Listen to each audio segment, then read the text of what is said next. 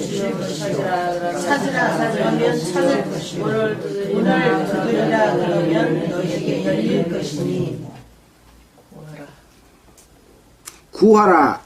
아니 구하는 이마다 받을 것이요 찾는 이가 찾을 것이요 두드리는 이에게 열릴 것이니라. 너희 중에 악이 된 자가 아들이 생선을 달라 하면 생선 대신에 뱀을 주며 알을 달라 하면 전갈을 주겠느냐. 너희가 악할지라도 좋은 것을 자식에게 줄 줄 알거든 하물며 너희 천부께서 구하는 자에게 성령을 주시지 아니하시느냐. 예, 거기까지 읽겠습니다. 오늘이 4월 23일입니다. 오늘은 지난주에 이어서 마가복음 마지막 부분에 있는 마르다와 마리아에 대한 이야기와 또 누가복음 11장 1절부터 13절에 있는 말씀 가운데서 예수님이 주 기도문에 대해서 기록된 말씀을 함께 살펴보도록 하겠습니다. 지난주에 우리가 공부했던 내용은 이제 예수님께서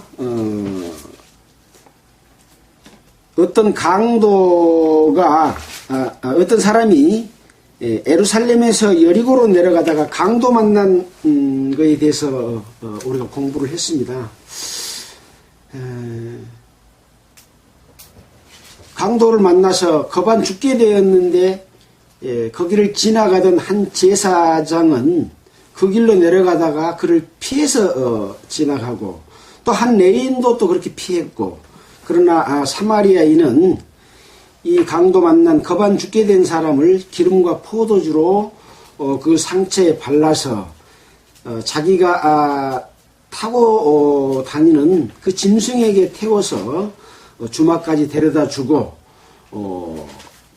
치료를 부탁하고 나중에 두 데나리온을 주면서 치료를 부탁하고 나중에 치료비가 더 들면 와서 갚겠다 이렇게 말씀하면서 누가 네 이웃이 되겠느냐라고 이렇게 물어봤던 내용에 대해서 우리가 공부를 했습니다.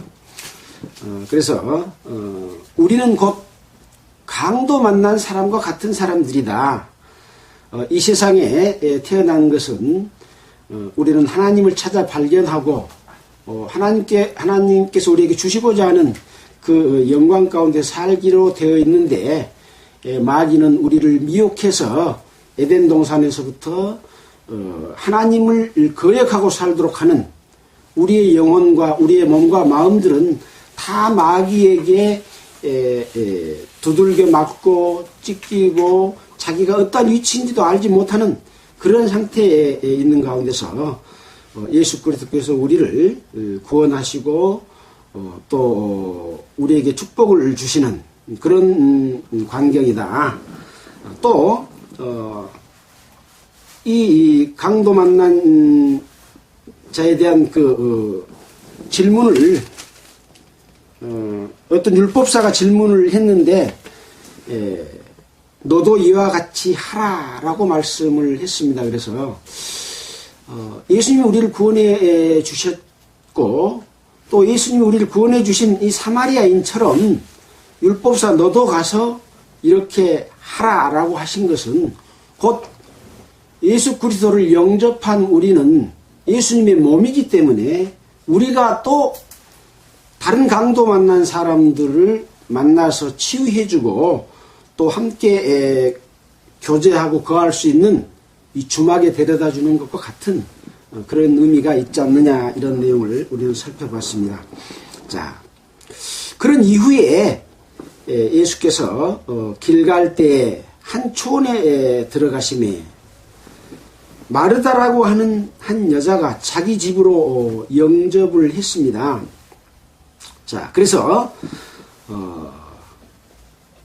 그에게 마리아라 하는 동생이 있어 주의 발 아래 앉아 그의 말씀을 듣더니 마르다는 준비하는 일이 많아 마음이 분주한지라.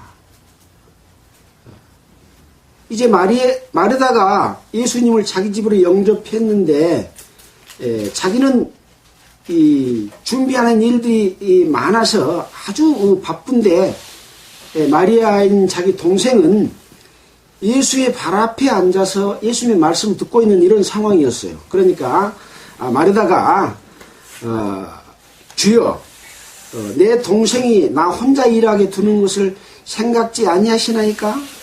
저를 명하사 나를 도와주소서 이렇게 부탁을 예수님께 했습니다. 그러니까 주께서 대답하여 가라사대 마르다야 마르다야 내가 참으로 많은 일로 염려하고 근심하나 그러나 몇 가지만 하든지 혹 한 가지만이라도 족하니라. 마리아는 이 좋은 편을 택하였으니 빼앗기지 아니하리라. 이런 말씀을 했어요. 여러분 같으라면 어떤 생각을 하겠습니까? 이제 손님을 불러놓고 예수님이 지금 함께 제자들도 오고 또 다른 사람들도 함께 오지 않습니까? 많은 분들이 이제 우리 집에 오게 됩니다. 그러면 집안 청소에서부터 또 음식을 준비하고 어떻게 또 대개 예수님 오시면 또 많은 병자들도 고쳐주고 이런 여러 가지 일들을 하시기 때문에 거기에 따른 일들을 하기 위해서 준비가 굉장히 많은 거예요. 근데 마리아는 이 마르다가 하는 그 일을 도와주지 않는단 말이에요. 근데 자기 친동생인데 이제 성경에 보면 죽은 나사로를 예수님이 3일 만에 살렸던 그런 적이 있지 않습니까? 그 일에 관련 당사자들입니다. 근데 동생인데 너 왜 예수님이 발 앞에 앉아서 말씀만 듣고 있냐? 나를 도와라. 아마 이 형제간이지만은 서로 존중하고 조심해주는 의미에서 이제 그렇게 말을 못하고 예수님한테 부탁을 한 거예요. 그러니까 상당히 지금도 우리 가족들도 또 형제간들도 직설적으로 말해보는 사람이 있기는 하지만 또 어떤 사람은 말하기가 조심스러워서 다른 사람한테 부탁해서 이렇게 말하는 경우도 있잖아요. 그런 우리들의 마음과 비슷한 상황인 겁니다. 중요한 것은 뭐냐면 예수님의 답변입니다. 주께서 대답하여 가르사대 마르다야 마르다야 두 번이나 부른 거예요. 그 두 번이나 부른 것은 그 마르다가 하고 있는 이 열심히 일하는 이 모습이 굉장히 좋게 보인 겁니다. 그러나 네가 뭐 한 가지를 놓친 것이 있다. 그러니까 안타까운 마음으로 마르다야 마르다야 이렇게 부른 겁니다. 네가 많은 일로 염려하고 근심하나 그러나 몇 가지만 하든지 혹 한 가지만이라도 족하니라 그랬어요. 자, 이것을 옆에 그래가지고 몇 가지만 하든지 혹 한 가지만 족하니라 하는 말 부분에 3이라고 밑에 써놓고 어떤 사본에 부족한 것 하나가 있도다 그랬어요. 여러 가지 많은 일로 염려하고 근심하나 부족한 것이 한 가지가 있다 그런 거예요. 자, 그래서 몇 가지만 하든지 혹 한 가지만 해도 된다 이거예요. 그러니까 우리가 이 교회의 일, 또 예수님을 믿는 일, 여러 가지 이런 그 상황 가운데서 사람들은 자기가 많은 것을 해야 된다고 생각하지만 물론 그것이 불필요한 것은 아니지요. 그 역할은 나눠서 하되 가장 중요한 한 가지를 빠뜨리면 안 된다. 그런 이야기입니다. 그래서 마리아는 이 좋은 편을 택하였으니 빼앗기지 아니하리라 그랬습니다. 마리아는 어떤 편을 지금 택하고 있습니까? 말씀을 듣는. 예. 예수님께서 이 땅에 지금 오시고 또 마르다의 집에 이렇게 모신 것은 하늘나라의 복음을 전파하는 것이 목적입니다. 물론 그 가운데 병자도 고치고 귀신도 쫓아내고 여러 가지 능력을 베푸시지만 그 능력은 하나님의 아들인 것을 증거하고 그 아들이 천국의 복음을 전파하는 그런 내용이거든요. 근데 이 마리아는 이 천국 복음을 듣는 이 말씀의 귀를 기울이고 있었다. 근데 정작 마르다는 열심히 준비를 다 하고 수고는 하고 있는데 정작 예수님이 전하고자 하는 그 천국 복음에 귀를 기울이지 않는 것에 대해서 지적을 하고 있는 것이죠.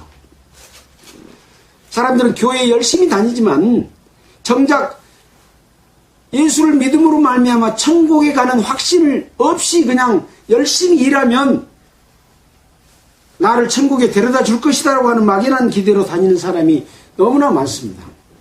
내 자신이 언제 하나님의 자녀로 태어난 적도 없고 또 천국에 갈 수 있다는 확신도 없이 천국을 어떻게 가는 것을 이 세상에서 알아? 죽어봐야 알지. 죄가 없어진 것을 어떻게 알 수가 있어? 우리는 몰라.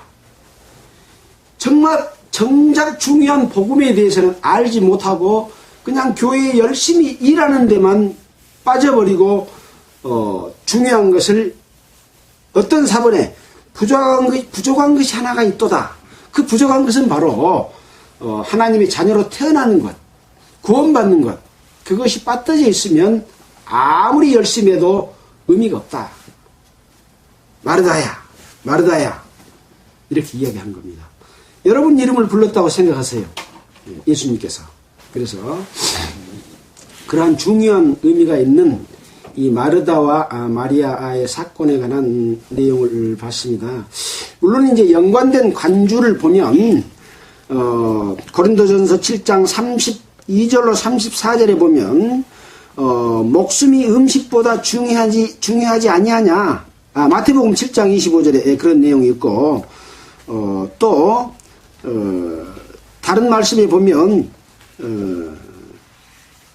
하나님의 보내신 자를 믿는 것이 하나님의 일이다 라는 말씀도 있고 또 이치에 합하게 하여 분요함이 없이 주를 섬기게 하려 한다 라는 이런 내용도 있고 여호와는 나의 산업과 나의 자네 소득이십니다. 그런 내용들을 이렇게 관주로 많이 제시하고 있어서 예수를 믿는 것은 무조건 열심히 하는 그런 의미가 아니고 그 가치를 올바로 알고 믿고 행하는 것이 중요한 부분이다 하는 내용들을 관주를 통해서 많이 살펴볼 수가 있습니다.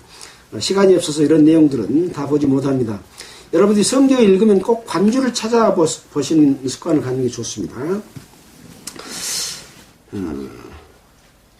그래서 그 41절로 42절 방금 어떤 사본에 부족한 것이 있다고 하는 말에 대해서 흥정역 성경에서는 이렇게 번역을 하고 있어요. 네가 많은 일에 관여하고 염려하나 한 가지가 필요하니라.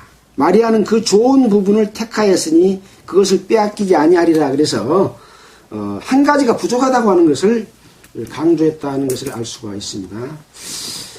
자, 이제 오늘 누가복음 11장의 내용을 함께 읽은 것을 살펴보도록 하겠습니다. 자, 예수님께서 어떤 곳에서 기도하고 그 기도를 마치심에 제자 중 하나가 예수님께 물어봤습니다. 예수님, 요한은 자기 제자들에게 기도를 가르쳤는데 예수님 우리도 기도를 좀 가르쳐 주십시오 라고 이렇게 말을 했습니다. 우리가 기도를 합니다. 기도가 뭡니까?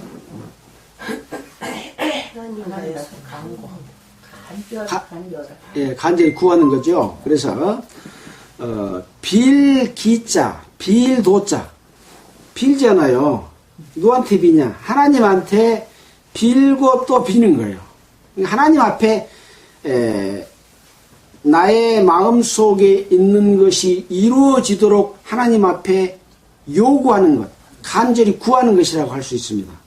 그럼 기도하는 방법을 알려주십시오라는 말은 우리가 무엇을 구해야 될 것인가, 또 기도는 어떻게 해야 될 것인가 하는 것을 예수님한테 물어봤습니다. 자, 여기에 보니까 예수께서 이르시되 너희는 기도할 때에 이렇게 하라. 아버지여 이름이 거룩히 여김을 받으시오며 나라의 임하옵시며 우리에게 날마다 일용한 양식을 주옵시고 우리가 우리에게 죄 지은 모든 사람을 용서하오니 우리 죄도 사하여 주옵시고 우리를 시험에 들게 하지 마옵소서 하라. 예수님이 기도를 가르쳐주는 내용이 바로 이 내용입니다.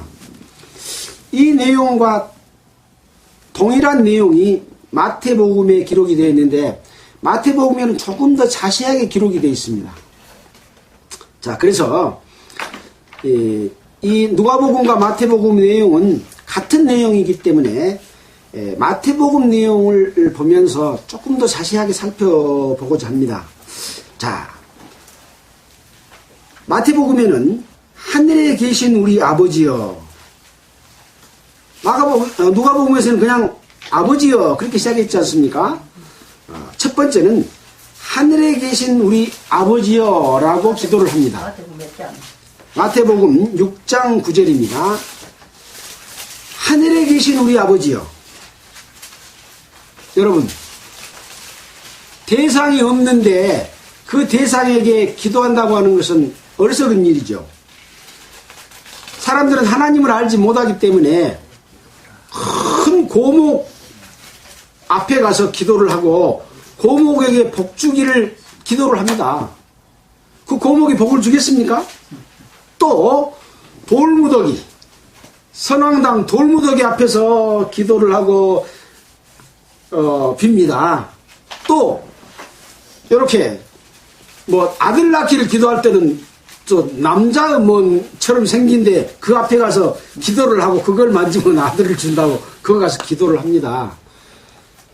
제가 지금 상림에서 살고 있는데 상림에 가면 이렇게 샘이 있어요. 그냥 자연적으로 나오는 샘. 거기 보니까 밥그릇이 막 낮았더라고요. 거기 가서 쌀 거기다 갖다 놓고 촛불 켜고 해가지고 그 샘에서 기도를 했던 그런 것들을 살펴볼 수가 있었어요. 사람들이 기도를 하는데 줄만 하신 분한테 기도를 해야지 줄 수도 없는 고목에서 기도를 하고 바위덩어리 기도하고 물 나온 구멍에서 기도를 하면 거기서 자기 소원을 들어주시겠습니까? 예. 그래서 첫 번째는 무엇이냐? 하늘에 계신 우리 아버지요. 우주 만물을 창조한 참된 신에게 기도를 해야 된다고 하는 의미가 첫 번째 의미입니다. 자, 근데 뒤에 뭐라고 그랬습니까? 우리 아버지요 그랬어요. 그러면 아들이어야 됩니까? 아들이 아니어야 됩니까? 자녀여야 되는 거죠.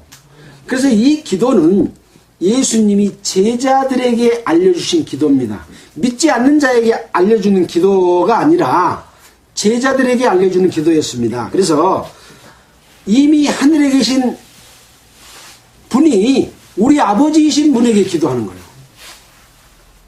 아버지. 근데 사람들은 하나님을 부를 때 아들로 태어난 적도 없으면서 하나님 아버지라고 부르면 되겠어요? 네가 왜 내 아들이냐? 그럴 거 아니겠습니까? 그래서 반드시 아들로 태어난 적이 있어야 된다는 거죠. 거듭난 과정이 있는 자가 하늘에 계신 아버지요 라고 부를 수 있는 것이죠. 자, 세 번째는 뭡니까? 그분이 거룩이 여김을 받으시오며 그랬어요. 하나님 아버지께서 거룩하신 분이잖아요. 근데 거룩하게 여김을 받지 못하고 있는 거예요. 왜? 사람들은 하나님을 섬기지 않고 귀신을 섬기기 때문에, 고목나무를 섬기기 때문에, 또 다른 어떤 것들을 바위를 섬기고 이러고 있기 때문에 하나님이 거룩이 여기심을 받지 못하기 때문에 하나님의 거룩이 여김을 받아야 된다라는 이야기죠. 여기는 이제 아들이 아버지에게 거룩이 여김을 받으시옵소서 하는 의미는 무엇이겠습니까? 아들이 하나님의 아버지의 거룩하신 것 같이 너희도 거룩하라고 하는 그런 삶을 살 때 하나님 아버지가 거룩이 여김을 받으시지 않겠습니까? 하나님이 보여요? 안 보이잖아요. 하나님의 거룩하심을 나타내는 것은 하나님의 아들들이 나타내는 겁니다. 지금 이 땅에 오신 예수 그리스도가 하나님 아버지의 능력과 권능을 나타내 보이시고 하나님 아버지의 거룩하심을 알려주시는 것이죠. 또 그것을 알림을 얻은 사람은 하나님 아버지를 거룩하게 할 수 있는 그것을 바라라 이거죠. 왜? 아들이 됐지만 아버지를 거룩하게 하지 못할 수가 있어요. 기도할 때 그 아버지가 거룩히 여기심을 받도록 기도해라. 세 번째는 그겁니다. 자, 네 번째는 그러면 무엇이겠습니까? 10절 나라의 임하옵시며 뜻이 하늘에서 이룬 것 같이 땅에서도 이루어지이다. 무엇을 기도해요? 하나님의 나라가 임하기를 기도하는 거예요. 지금 예수님은 하나님의 나라가 임하도록 하기 위해서 이 땅에 오셨습니다. 지금 그 일을 하고 계시거든요. 근데 어떤 사람의 마음속에는 하나님의 나라가 임했어요. 예수님을 받아들이는 자들의 마음속에는 하나님의 나라가 그 속에 임한 거예요. 하나님의 아들로 태어난 거예요. 그래서 나는 태어났지만 다른 사람에게도 하나님의 나라가 임해야 되잖아요. 그래서 하나님의 나라가 임하기를 바라는 것은 그 하나님 아버지를 우주 만물을 창조한 거룩하신 하나님 아버지, 그 다음에 그분이 거룩하게 하심을 얻도록 하는 나의 거룩한 삶을 통해서 하늘나라가 임하도록 하는 일들이 이루어지도록 하는 그런 기도지요. 자, 그래서 이 네 번째는 하나님의 나라가 임하기를 기도하는 것이다. 이 땅에 세상 사람 가운데 임하는 것, 또 우리 가운데 하나님의 사랑으로 인하여 평안이 이루어진 것 같이 아직 이루어지지 못한 사람들에게 그것을 이루어지도록 하는 그 기도를 하는 것이죠. 자, 다섯 번째는 뜻이 하늘에서 이루어진 것 같이 땅에서도 이루어지기를 기도한다. 그러면 하나님의 뜻은 하늘에서 이루어졌다는 것이죠. 하나님 아버지의 뜻은 하늘에서는 이루어졌습니다. 그것은 무슨 이야기입니까? 하나님 아버지께서 에덴 동산을 창설하시고 마귀를 통해서 사랑의 짝인 인간이 하나님을 거역하고 마귀를 따름으로 인해서 예수 그리스도를 통해서 우리를 구원하실 모든 계획은 이미 하나님의 계획 속에서 완성되어 있습니다. 그것을 지금 현재 예수님은 이루러 오셨잖아요. 그래서 하늘에서 하나님의 계획 속에는 이미 그것이 이루어졌다. 그 이루어진 것을 지금 이 땅에 이루러 오신 분이 바로 예수님이고 그것이 우리 가운데 이루어져야 된다고 하는 것이죠. 그래서 뜻이 하늘에서 이룬 것 같이 땅에서도 이루어지기를 기도하는 것이죠. 그래서 이미 하나님의 계획과 뜻하신 바는 확정되어진 것인데 예수님께서는 그 일을 성취하러 오신 분이고 그 일이 이루어지기를 기도하고 이루어지기를 기도하려면 어떻게 해야 돼요? 내가 그 역사에 참여하고 내 삶이 그 속에 함께 있을 때만이 그것을 기도하는 것이고 그 삶 자체가 기도인 겁니다. 자, 그 다음에는 오늘날 우리에게 일용한 양식을 주옵시고. 자, 지금 예수님의 제자들, 예수님은 오병이어로 5,000명을 먹였습니다. 음식을 계속 육신의 음식을 제공해 주시잖아요.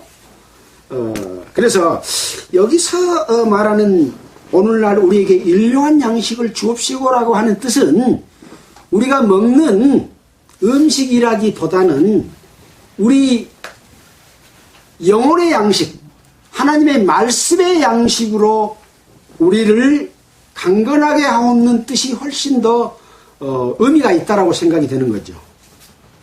왜 그렇습니까? 우리가 마태복음에서도 보듯이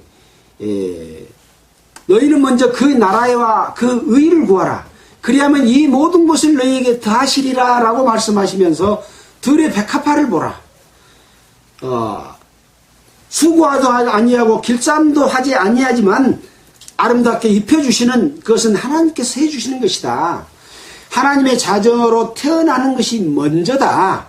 그 다음에 그것을 구하고 그 양식을 얻는 자들에게 이 세상에 주어지는 축복은 당연히 따라오는 것이다.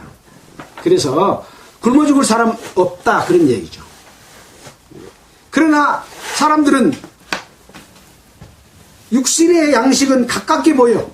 영혼의 양식은 멀리 보여. 그걸 먹지 않아도 별로 느낌이 없어. 이것은 하나님과의 관계가 정상적으로 이루어지지 못하는, 병들어 있지만 병들어 있는 것을 발견하지 못하는 그런 상태인 것과 같은 것이죠. 그래서 여섯 번째 구하는 것은, 오늘날 우리에게 일용한 양식을 주옵기를 기도하는 것은 하나님의 말씀의 양식으로 살아가는 모든 교훈을 의미하는 것이다. 또 이것을 구하고 사는 자들에게는 육신의 양식은 부수적으로 주어지게 되는 것이라는 것을 알 수가 있는 것이죠. 그래서 요한복음 6장 26절을 한번 살펴볼까요? 요한복음 6장 26절.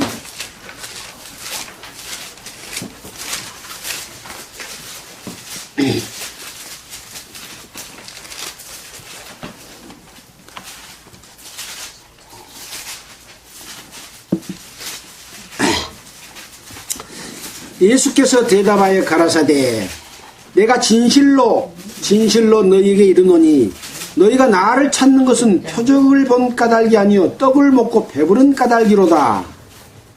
썩는 양식을 위하여 일하지 말고 영생하도록 있는 양식을 위하여 하라. 이 양식은 인자가 너희에게 주리니 인자는 아버지 하나님의 인치신 자니라. 그래서 사람들은 썩는 양식을 위해서 구한다. 먹는 것, 맛있는 것을 구한다.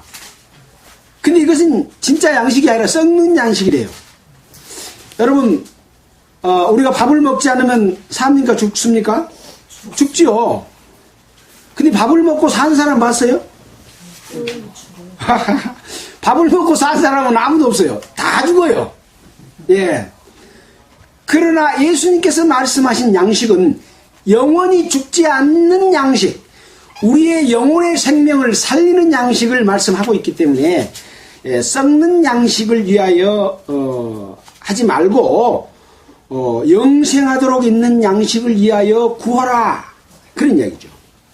그래서 또 이 양식은요, 우리가 얻어서 먹는 것이 아니라 하나님한테 구하면 양식을 누가 주셔요? 이 양식은 인자가, 예수님이 너희에게 주리니 인자는 하나님 아버지의 인치신 자니라. 하나님 아버지가 인치신 예수님께서 오셔서 이 양식을 너희에게 줄 것이다 그랬어요. 여러분, 이 양식을 먹으셨습니까? 네. 예수님의 살과 피를 먹고 마시면 산다 그랬어요. 왜 예수님의 살과 피를 어떻게 먹어? 네. 예수님께서 자기의 살이 찢기고 자기의 피를 흘려서 죄 지은 자를 용서해 줌으로 말미암아 죄 때문에 죽을 수밖에 없는 사람을 영원히 살 수 있는 영혼으로 살려주신 것을 이야기합니다. 네. 그것을 얻어야 된다 이 이야기죠. 교회 다니라는 게 아니에요. 예수님이 가르쳐 주시는 것은 그 양식을 놓고 참 생명을 얻는 자들이 함께 모여서 교제하고 사랑하기 위해서 예배당에는 다니는 거예요. 그 복음을 전하기 위해서 다니는 거예요. 돈 벌어먹는 그런 장소가 아니에요. 사랑을 실천하는 자리인 거죠. 그래서 서로 봉사하는 겁니다. 교회에서는, 예배당에서는. 근데 어떤 사람들은 예배당을 크게 차려놓고 많은 헌금을 강요하고 자기는 부유하고 배부르게 살면서 성도들에게는 바쳐라 바쳐라 다고 하는 사람들이 너무나 많은 것이 현재 타락된 현재 기독교죠. 그러나 성경의 내용은 전혀 그렇지 않습니다. 자, 조금 오버했습니다만은, 그래서 밑에 보면 32절에 보면 예수께서 이르시되 내가 진실로 너희에게 이르노니 하늘에서 내린 떡은 모세가 준 것이니라. 오직 내 아버지가 하늘에서 내린 참 떡을 너희에게 주시나니 하나님의 떡은 하늘에서 내려 세상에게 생명을 주는 것이니라. 떡이 뭐라고요? 생명을 주는 것이다. 그러나 모세가 준 떡은 뭐냐? 이스라엘 백성들이 광야에서 먹을 것이 없으니까 만나를 줬어요. 만나가 떡이다. 그러나 이것은 육신의 떡이다. 그것은 먹고 죽는 떡이다. 메추라기는 고기다. 이 고기도 먹고 죽는 음식이다. 그러나 내가 주는 떡은 생명을 주는 것이다. 예, 그래서 예수께서 가라사대 내가 곧 생명의 떡이니 내게 오는 자는 결코 줄이지 아니할 터요 나를 믿는 자는 영원히 목마르지 아니하리라. 이렇게 말씀하십니다. 또 40절에 보면 내 아버지의 뜻은 아들을 보고 믿는 자마다 영생을 얻는 이것이니 마지막 날에 내가 이를 다시 살리리라 하시니라. 아, 근데 예수 믿는 사람도 다 죽어. 그러면 생명의 떡을 얻어서 영생을 얻었어요? 봐, 예수 믿는 사람도 다 죽지 않냐? 근데 뭐라 그랬습니까? 마지막 날에 다시 살리리라. 부활의 생명, 죽은 자를 다시 살려서 영원히 살 수 있는 육체까지 합해 주시는 이 영생이 우리에게 약속되어 있는 것이다. 그런데 예수 안 믿겠어요? 이 땅의 어떤 부귀영화하고 비교할 수 없는 그런 것이라는 것을 말씀해 주고 계시죠. 자, 다시 누가복음으로 돌아오겠습니다. 누가복음 10장으로 돌아오겠습니다. 아까 마태복음 설명하다 말했죠. 마태복음 6장입니다. 자, 12절입니다. 6장 12절. 우리가 우리에게 죄 지은 자를 사하여 준 것 같이 우리 죄를 사하여 주시라는 기도는 우리가 우리에게 죄 지은 자를 사하여 준 것 같이 우리 죄를 사하여 주옵소서. 우리가 우리에게 죄 지은 자를 사하여 줄 수 있는 마음, 여러분 그런 마음을 갖고 있습니까? 사람이 자기에게 죄 지은 자를 사하여 준다는 것이 어려운 일이에요? 쉬운 일이에요? 어려운 일이에요. 나에게 돈을 빌려갖고 안 갚았어. 또 나를 때렸어. 나를 괴롭혔어. 그러면 나도 저 사람한테 그만큼 가해하고 싶은 인간의 마음이 다 있어요. 근데 여기 보니까 우리가 우리에게 죄 지은 자를 사하여 준 것 같이 우리 죄를 사하여 주옵소서. 또 누가복음에 보면 우리가 우리에게 죄 지은 모든 사람을 용서하오니 우리 죄를 사하여 주옵소서. 이것은 무엇이냐? 예수 그리스도의 사랑을 입은 사람이 그 예수 그리스도의 사랑을 실천하는 사람만이 용서, 그리스도인으로서 사는 삶 가운데 있어서 죄를 짓습니까? 안 짓습니까? 죄를 짓잖아요. 그것을 용서받을 수 있는 그런 용서가 가능하다. 그런 얘기죠. 다시 한번 읽어보겠습니다. 우리가 우리에게 죄 지은 모든 사람을 용서하오니 우리 죄도 사하여 주옵시고 우리를 시험에 들게 하지 마옵소서 하라.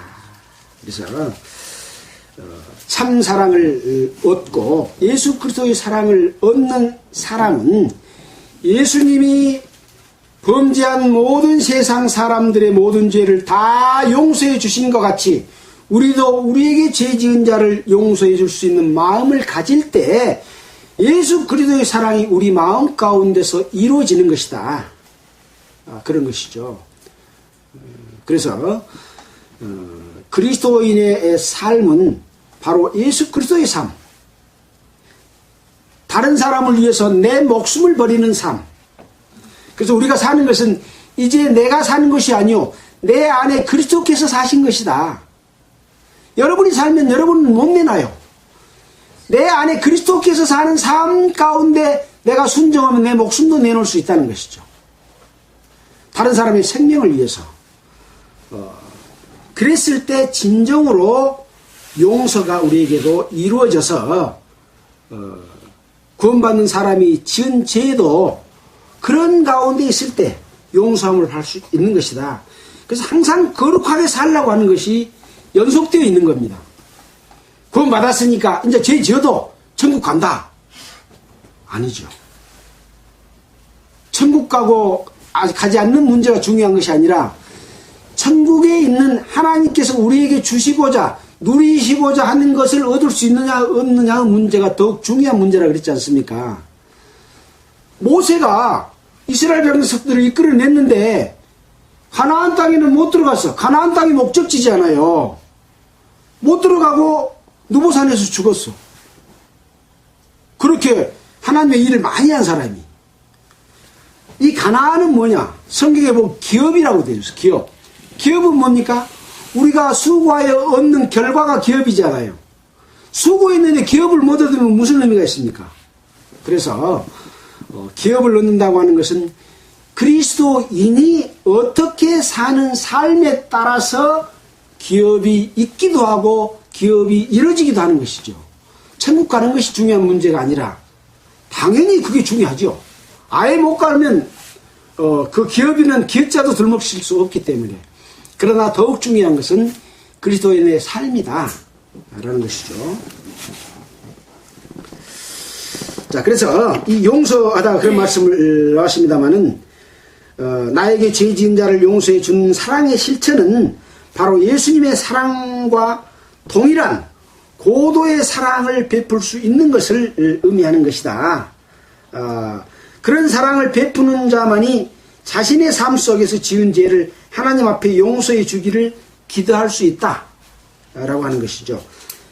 자, 마태복음 18장 21절을 한번 보겠습니다.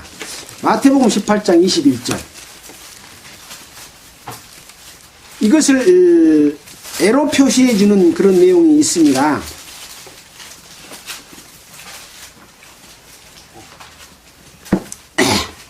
자,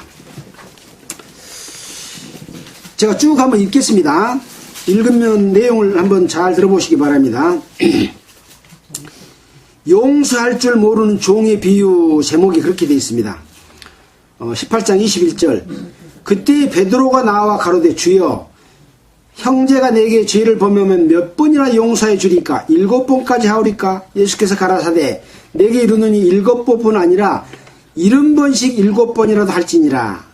이러므로 천국은 그 종들과 회개하려 하던 어떤 임금과 같으니 회개할 때에 1만 달란트 빚진 자 하나를 데려오매 갚을 것이 없는지라 주인이 명하여 그 몸과 처와 자식들과 모든 소유를 다 팔아 갚게 하라 한데 그 종이 엎드려 절하며 가로되 내게 참으소서 다 갚으리다 하거늘 그 종의 주인이 불쌍히 여겨 놓아 보내며 그 빚을 탕감하여 주었더니 여기 이 빚 1만 달란트는 얼마나 큰 돈이냐면 이 은화 1달란트는 6,000데나리온입니다. 은화로 계산할 때 그렇습니다. 은화 1달란트는 6,000데나리온. 데나리온은 얼마나 그랬습니까? 하루, 장정 하루의 품삯. 품삯이면 최소한 10만원은 되겠죠. 지금 일반 노동자들, 남자들 품삯 요즘 12만원으로 올랐다고 그럽니다. 자, 6,000날 번 돈이 은화 1달러예요. 1만 달러면, 은화 1만 달러면 얼마겠어요? 엄청난 돈이죠.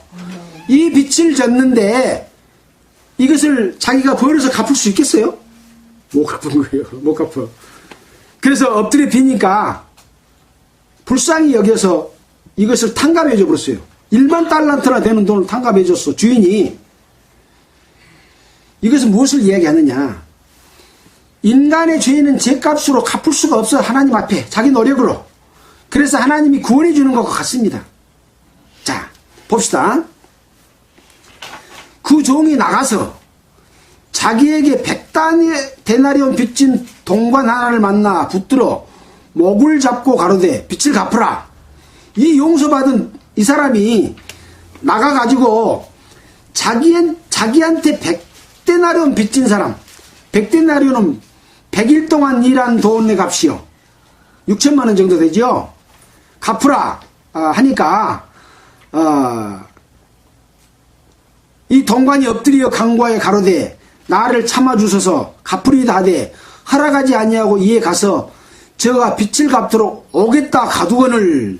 그 동관들이 그것을 보고 심히 민망하여 주인에게 가서 그 일을 다 고하니 1만 달란트 빚을 갚아준 주인에게 이걸 가서 일렀어. 그러니까 이 주인이 저를 불러다가 말하되 악한 종아 네가 빌기에 내가 내 빚진 전부 1만 달란트를 탕감해 주었거늘 내가 너를 불쌍히 여긴 것 같이 너도 네 동반을 불쌍히 여김이 마땅치 아니하냐?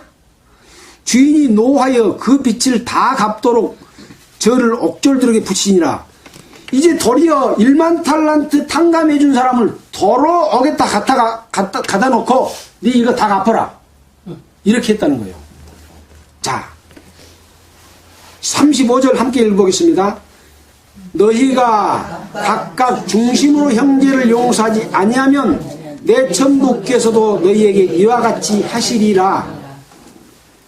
용서함을 받은 자가 남을 용서하지 아니하면 그 용서함이 자기에게 끝까지 유지돼요? 유지 안 돼요. 그래서 이것하고 오늘 말씀했던 이 내용, 나에게 죄지은 자를 용서해 주는 용서라고 하는 것은 반드시 용서해 줄 수 있는 예수 그리스도의 마음을 가져야 된다, 이런 얘기죠. 사람의 생각은 안 돼요. 사람으로서는 못 해요. 예수 그리스도의 마음이 내 속에서 역사할 때 그 마음은 내 목숨을 내놓을 수 있는 것 같은 일을 할 수가 있는 것이죠. 이건 기적입니다. 사람으로서는 할 수 없는 일이지만 누구는 할 수 있어요? 예수님은 할 수 있고 예수 그리스도의 삶을 사는 사람들은 할 수가 있는 것입니다. 그래서 우리가 교회사를 더듬어 볼 때 가진 핍박과 고난을 당하면서도 예수님의 그 믿음을 저버리지 않고 죽은 사람들 보잖아요. 복음을 전하다가 죽은 사람을 보잖아요. 바울은 나를 제단 위에 제물로 나를 드릴지라도 나는 그것을 기꺼이 받아들이겠다 그랬어요. 여러분 그런 마음 가지셔야 된다는 얘기죠. 적어도 구원을 받은 사람, 하나님의 자녀가 된 사람은 이러한 삶을 살도록 하는 고도의 어떤 삶을 요구하시는 것이 하나님이시다. 이것을 할 수 없으면 기도하라는 거예요. 오늘 기도 배우고 있지 않습니까 지금. 자, 그래서 그렇게 살 수 있도록 기도를 하라는 것이죠. 자, 그 다음에 8번째는 무엇입니까? 우리를 시험에 들게 하지 마옵시고 다만 악에서 구하옵소서. 그래서 우리를 시험에 들지 하게 말게 없어서. 우리가 하나님의 백성으로 태어났어요. 하나님의 자녀가 됐어요. 근데 시험이 전혀 없어요. 이 세상 가운데 살다 보면 또 육신의 요구가 자 기어 올라와. 먹는 것, 또 명예를 얻는 것, 또 권세를 얻는 것, 이런 것 때문에 욕심이 일어나요. 그래서 이 시험은 믿는 자들에게만 오는 겁니다. 믿지 않는 자에게는 시험이 아니라 그것이 자기 삶이요. 그러나 믿는 자들에게는 시험이요. 왜? 하나님 앞에 내 자신이 어떻게 살아야 될 것이기 때문에 시험인 것이죠. 나는 그리스도인의 삶을 살아야 되기 때문에 그것을 가로막는 것이 시험인 거예요. 자, 그래서 반드시 믿는 자들에게 주어지는 것이다. 그래서 예수님께서도 시험을 받을 때 성령에 이끌려 시험을 받았다 그랬잖아요. 성령에 이끌리지 않는 사람은 시험 받을 자격이 없어요. 왜? 그 삶 자체가 자기 삶인데 무슨 시험이 있습니까? 자, 그래서 이 시험은 하나님이 시험한 것이 아니라 자기가 자기 자신의 욕심에 이끌려 미혹되는 것이 시험입니다. 욕심이 없으면 시험이 오지 않습니다. 그러나 인간이 구원받았다고 욕심이 다 사라집니까? 안 사라지잖아요. 시시때때로 올라오는 이런 욕심들을 이길 수 있도록 하나님 아버지께 구하는 것이 시험을 이기게 해주십시오라는 기도인 것입니다. 그런 욕심이 없다면 이 기도하라는 말도 하지 않았겠죠. 우리에게 다 있습니다, 그것이. 그러나 기도할 때 하나님께서는 그걸 이길 힘을 주시는 것이죠. 그래서 야고보서 1장 13절에 보면 사람이 시험을 받을 때 내가 하나님께 시험 받는다 하지 말지니 오직 각 사람이 시험을 받는 것은 자기 욕심에 이끌려 미혹됨이니 욕심이 잉태한 즉 죄를 낳고 죄가 장성한 즉 사망을 낳느니라 이렇게 이야기를 했습니다. 믿는 자들에게 한 이야기입니다. 믿지 않는 자들에게 시험하고는 상관없다 그랬지 않습니까? 그래서 하나님의 자녀들이 살아가는 삶이 엄청 중요하다는 거죠. 이것을 다 남한테 치부해버리고 나를 살펴보지 않으면 이 말씀은 아무런 의미가 없는 거예요. 지금 이 주기도문도 예수님이 제자들에게 지금 이야기하는 것이고, 그래서 하늘에 계신 우리 아버지여라고 먼저 부르잖아요. 아버지여를 부른 사람에게 지금 이야기하고 있는 거거든요. 자, 아홉째는 뭡니까? 다만 악에서 구하옵소서. 악은 뭡니까? 선은 뭐고 악은 뭡니까? 이 선과 악의 기준은 어떤 체제에 따라서 다 달라요. 공산주의 국가에서 선과 또 자본주의 국가에서 선과 악과 이 모든 것들이 기준 자체가 달라요. 어떤 데서는 사람을 죽여도 너 잘했다 그런 데가 있어요. 하나님의 기준과 사람의 기준이 또 다른 거예요. 선은 뭐냐? 하나님만이 선입니다. 예수 그리스도만이 선입니다. 악은 뭐냐? 마귀만이 악입니다.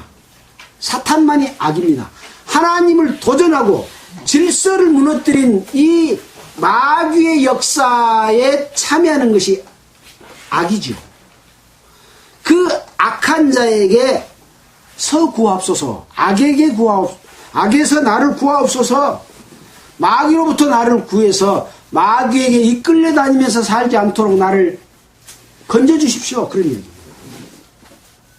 아들에게, 구원받는 자들에게 하는 이야기요. 그러니까 구원받는 사람도 악에게 이끌려 살 수가 있어요, 없어요? 있어요. 거기에 이끌려 살지 않도록 나를 구해 주십시오 라고 하는 기도입니다. 자, 10번째는 뭐냐? 나라와 권세와 영광이 아버지께 영원히 있사옵나이다. 나라와 권세와 영광, 이것은 무슨 영광입니까? 하나님의 나라, 하나님 아버지께서 계획하시는 인류의 역사를 주관하시고 영원한 천국을 예비하시는 그 역사, 이 나라입니다. 그 나라뿐만 아니라 거기에는 하나님의 권세와 영광이 그 가운데 함께 있습니다. 아버지께 영원히 있습니다. 그래서 그 아버지께 있는 영원한 하늘나라의 영광 가운데 누가 있어요? 내가 있어요. 내가. 우리가 그 영광 가운데 있습니다. 아멘 하고 기도하는 거예요.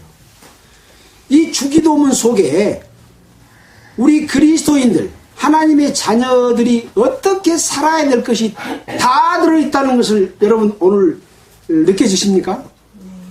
예, 저는 옛날 이 주기도문이 그냥 교회에 다닌 사람들이 그냥 의례껏 하는 기도로 생각을 했는데, 이 말씀을 살펴보면서 와, 이 속에 정말 어떻게 살아야 될 것이 자세하게 기록이 되어 있고, 이렇게 살지 않으면 이 마지막 말씀, 나라와 권세와 영광이 아버지께 영원히 있사옵나이다. 근데 나는 거기와 상관이 없습니다. 이런 삶을 살 수가 있다고 하는 것을 생각해 봤을 때 얼마나 중요한 부분인가 하는 것들을 살펴볼 수가 있었습니다. 자, 이제 시간이 얼마 안 남았기 때문에 주기도문은 거기까지 하고 그 다음 내용을 살펴보도록 하겠습니다. 자, 5절이죠. 아까 읽었기 때문에 제가 설명만 드리겠습니다. 또 이르시되 하면서 말씀하신 내용이, 친구가 있는데 밖에서 말하기를, 친구여 떡 3덩이를 좀 빌려주라 이렇게 말했어요. 근데 이 친구는 어떤 상황이 있었냐면 지금 밤에 잠을 자기 위해서 아이들이랑 함께 이렇게 잠을 자고 있는 상황이에요. 여기 이제 팔레스타인 지역에 가난한 어렵게 사는 사람들은 방이 여러 개 있어서 따로따로 자는 거 아니라 한 방에서, 좁은 공간에서 한 이불을 덮고 자식들하고 부모들이 다 같이 자는 거예요. 옛날 우리 어렸을 때 그 좁은 방에서 삼남 오녀가 한 방에 다 자고 발만 집어넣고 머리는 뺑뺑 둘러서 바깥에 놓고 주무신 적 있잖아요. 그걸 연상하시면 됩니다. 그리고 이제 밤이 됐기 때문에 도적이 못 들어오게 하기 위해서 문을 탁 걸어놨어. 전기불도 없어. 캄캄해. 근데 친구가 와서 버시여 떡 3덩어리만 빌려주라. 나한테 친구가 왔는데 친구가 지금 밥을 못 먹고 있다. 그런 거예요. 그러면 이제 일어나려면 나 한 사람 때문에 척거지에 불을 켜고 문을 끌고 나가야 되니까 식구들이 다 깨버리는 거예요. 예, 그런 상황입니다. 자, 그런 상황에서 나를 괴롭게 말라. 문이 이미 닫혔고 아이들이 나와 함께 침소에 놓으니 일어나 내게 줄 수 없노라 하겠느냐? 내가 너희에게 말하노니 비록 벗됨을 인하여는 일어나 주지 아니할지라도 그 강청함을 인하여는 일어나 그 소원대로 주리라. 근데 친구가 사정을 하는 거예요. 강청. 강청이란 말은 무슨 말입니까? 굳셀 강자, 청할 청자요. 굳세게 강구하는 거예요. 막 간절히 강화받았기 그냥 반드시 줘야 된다. 나 친구 지금 배가 고파 죽게 되는데 딱 3덩어리만 주라 하고 강청을 하니까 그 강청에 못 이겨서 나와서 줄 것이다. 소용대로 필요한 대로 줄 것이다 라고 말하는 거예요. 왜 이런 말씀을 하셨습니까? 그 밑에 말씀을 하기 위해서 그렇습니다. 자, 내가 또 너희에게 이르노니 구하라 그러면 너희에게 주실 것이요 찾으라 그러면 찾을 것이요 문을 두드려라 그러면 너희에게 열릴 것이니 그랬어요. 구하라 그러면 너희에게 준다. 그 말은 뭔 말이요?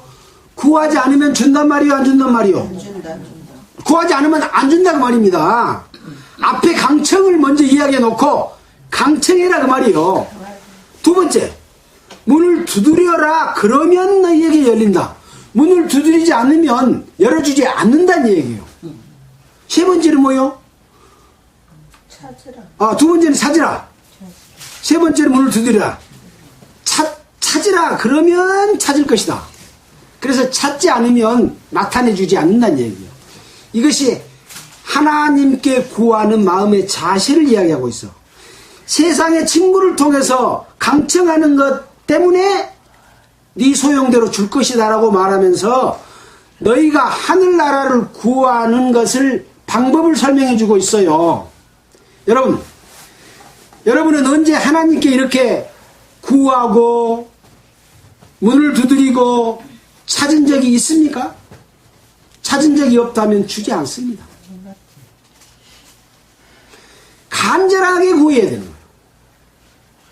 그래서 이 구하는 마음에 대해서는 여러 부분에서 찾고 찾는 자들에게 주시는 것이라고 하는 것을 설명해 줄 수가 있습니다. 또 가까이 계실 때 그를 부르라. 언제나 주는 것은 아니죠. 예수님도 갈릴리 주변의 많은 지역에서 기사와 능력을 행했지만 능력이 많이 행한 곳에서 받아들이지 않을 때 화 있을진저 고라시나 화 있을진저 벳세다야 너희는 소돔과 고모라보다 더 무서운 심판을 받을 것이다. 예수님의 능력을 나타내 보였는데 안 믿는 자들이 있는 거예요. 구하지 않는 자들이죠. 또 천국은 마치 밭에 감추인 보화와 같다. 자기의 모든 소유를 팔아서 그 밭을 샀다 그랬어요. 보물이 밭에 있는 걸 알았어요. 그러면 그 보물이 있는 땅을 살려고 하겠어요? 안 살려고 하겠어요? 여러분 안 사겠습니까? 저 밭을 사면 저 냇가에 있는 그 밭에 금맥이 있어. 저 산에 금맥이 있어. 그걸 내가 발견을 했어. 자기의 모든 재산을 다 팔아서 그 금광만 사면 노다지를 캐는 건데 안 사겠어요? 천국은 마치 밭에 감추인 보화와 같다. 산에 있는 금광과 같다. 예. 자기의 모든 소유를 팔아서 그 밭을 샀느니라. 또 천국은 마치 좋은 진주를 구하는 장사와 같다. 자기의 모든 소유를 팔아서 그 진주를 사는 것과 같다. 무엇을 이야기합니까? 하나님께 하나님의 나라를 구하고자 하는 사람들의 마음은 이것이 가장 소중하다. 이것이 생명인 것이다. 이것이 영생인 것이다. 이 땅에 있는 모든 먹고 마시는 문제는 이 땅의 죽음으로서 다 끝난 것이다. 그러나 이것은 영원히 없어지지 아니하는 영원한 하늘나라에서 얻을 그 가치다. 이것을 구해라. 그 이야기를 하고 있는 것이죠. 근데 구하지 않는 자에게는 주지 않는다고 하는 것이죠. 자, 이제 마지막 부분을 읽고 마치도록 하겠습니다. 너희 중에 아비된 자 누가 아들이 생선을 달라 하면 생선 대신에 뱀을 주며, 여러분 아들이 생선을 달라고 했는데 뱀을 줄 사람이 있겠습니까? 요새는 뱀이 정력제라고 뱀을 줄 사람이 있을런지 모르겠습니다만 이건 주지 않는다 그런 의미죠. 자, 뱀을 주지 않고 생선을 준다 그런 의미죠. 또 알을 달라 하면 전갈을 주겠느냐. 이 뱀과 전갈은 우리에게 해를 주는, 오히려 그것 때문에 죽을 수 있는 것이다 그런 의미입니다. 죽을 것을 주겠느냐. 너희가 악할지라도 좋은 것을 자식에게 줄 줄 알거든 하물며 전부 하나님 아버지께서 구하는 자에게 무엇을 주시지 않겠느냐? 성령을 주시지 않겠느냐 하시니라. 여러분, 아까 구하라 그러면 주실 것이요, 찾아라 그러면 찾을 것이요, 문을 두드리라 그러면 열릴 것이니라 했는데, 여기 마지막 절 구하는 자에게 성령을 주시지 않겠느냐. 구하는 건 뭘 구하라는 얘기입니까? 성령을 구하라 이야기입니다. 예수 그리스도를 통해서 우리가 죄사함을 얻으면 무엇이 와요? 성령이 우리 마음에 오시지 않아요. 그 성령이 오시게 되면 이 성경을 보는 눈이 뜨이고 하나님 말씀이 올바로 보이고, 종교 가운데 예수를 전하는 가운데 어떤 것이 마귀의 역사요, 어떤 것이 성령의 역사인 것이 분별이 될 수 있는 능력이 성령이 오시면 다 생기는 것이죠. 그래서 올바른 삶을 살아서 실패하지 않는 그리스도의 삶을 살 수 있는 것을 우리에게 제시해 줍니다. 그러나 예수를 이용해서 어떤 유익을 취하고 자기의 어떤 권세를 취하고 많은 것을 얻고자 하는 잘못된 것으로 구하면 그 사람은 오히려 그것을 얻지 못하고 그리스도의 심판대 앞에 서서 부끄러움을 당하는 그런 일들이 일어날 수 있는 것이기 때문에, 첫째는 생명이 태어나서 사는 것이요, 두 번째는 어떻게 사는 것을 올바르게 알 수 있도록 하나님의 말씀을 오늘 주기도문에서 배운 것처럼 확실하게 배워서 승리하는 삶을 살아야 된다고 하는 것입니다. 자, 오늘은 누가복음 10장 하반절에 있는 마르다와 마리아에 관해서 공부를 하면서 가장 중요한 것은 예수 믿는 일 가운데서 열심히 뭘 하는 것이 중요한 것이 아니라 생명을 얻는 하나님의 말씀이 중요하다. 두 번째는 이제 누가복음 11장에서 주 기도문 가운데 제자들이, 하나님의 자녀들이 어떻게 살아야 될 것이 상세하게 기록이 되어 있기 때문에 그러한 기도를 날마다 하고 그 기도처럼 살 수 있기를 강구하는 그런 마음을 가져야 된다. 구하지 않으면 주지 않는다. 구하지 않으면 마귀의 밥이 될 수가 있다 라고 하는 것을 잊지 말아야 될 것이다 라는 말씀으로 마치도록 하겠습니다. 기도하겠습니다. 하나님 아버지, 참으로 감사를 드립니다. 예수 그리스도를 통해서 우리에게 말씀해 주신 교훈의 내용을 오늘 주님께서 일깨워 주신 것을 감사를 드립니다. 이 말씀이 헛되이 흘러가지 아니하고 우리의 심령에 새겨져서 참 생명을 얻고 그리스도인으로서 하나님 아버지께 영광 돌리는 하나님의 아버지의 나라가 우리에게 임하는 그러한 역사가 이루어지기를 간절히 바라고 원합니다. 여기에 모인 한 생명도 이루어지지 아니하고 그와 같은 축복 가운데서 살 수 있도록 주님이여 주의 능력으로 살펴주시고 주의 능력의 손으로 어루만져 주시옵소서. 이 방송을 듣는 모든 분들께도 동일한 은혜로 함께해 주시기를 원하면서 우리를 구원해 주신 예수 그리스도의 이름으로 기도했습니다. 찬송가는 319장 하겠습니다. 319장입니다. 아까 찬송한 다음 장입니다.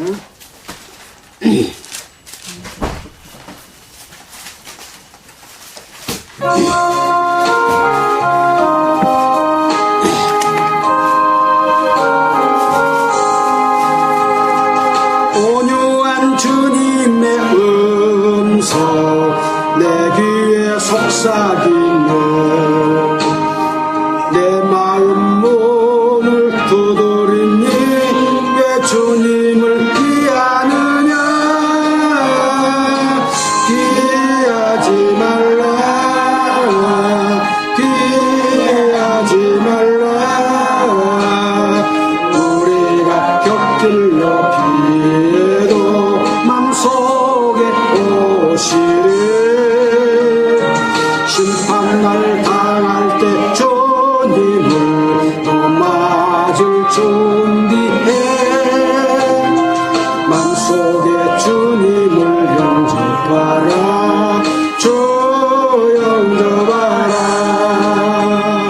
사랑의 주 예수 친히 이 땅에 내려오사 문 밖에 서서 기다리니 참 놀라운 사랑이라. 피하지 말라,